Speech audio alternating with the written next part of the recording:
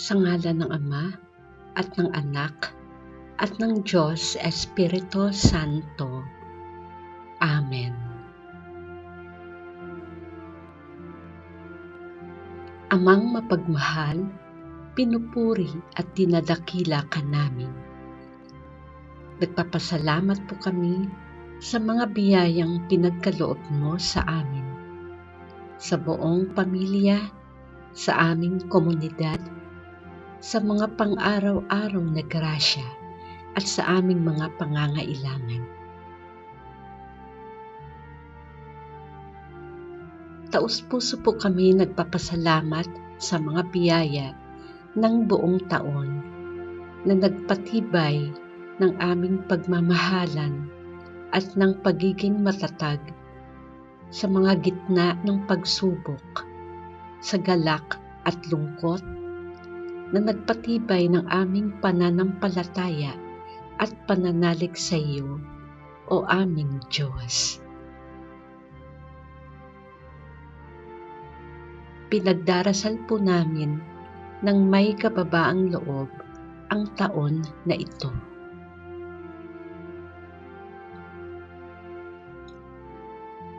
Para sa masaganang buhay, matibay na samahan at masayang pamilya, para sa kalusugan ng bawat isa,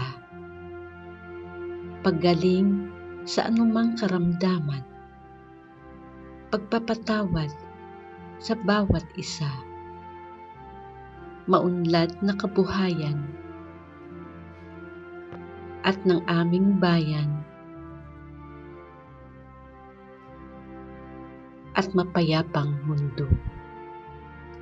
Inaalala po namin ang higit na nangangailangan ng iyong awa at pagmamahal, lalo na ang mga malalayo sa piling ng kanilang mga mahal sa buhay, ang mga nalulungkot at nangungulila.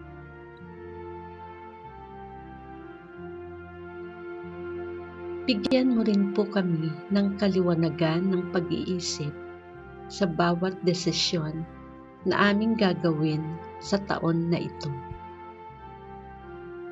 Tulungan mo po kaming tahakin ang tamang landas.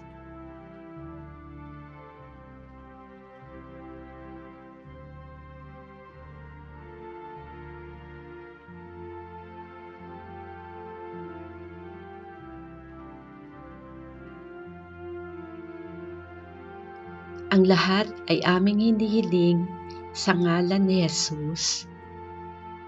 Amen. Ama namin, sumasalangit ka, sambahin ang ngalan mo, mapasa amin ang kaharian mo, sundin ang loob mo, dito sa lupa para nang sa langit.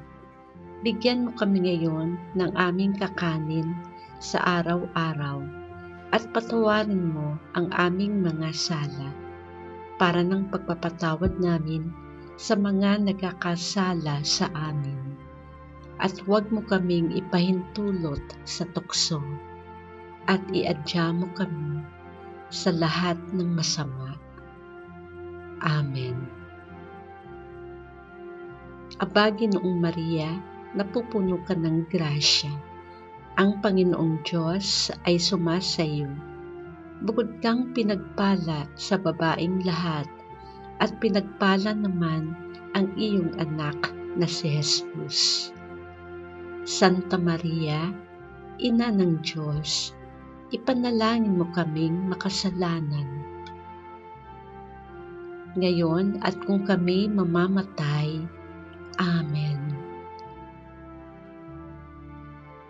Luwalhati sa Ama, at sa Anak, at sa Diyos Espiritu Santo, kapara noong unang-una, ngayon at magpakailanman, magpasawalang hanggan. Amen. Sa ngalan ng Ama, at ng Anak, at ng Diyos Espiritu Santo. Amen.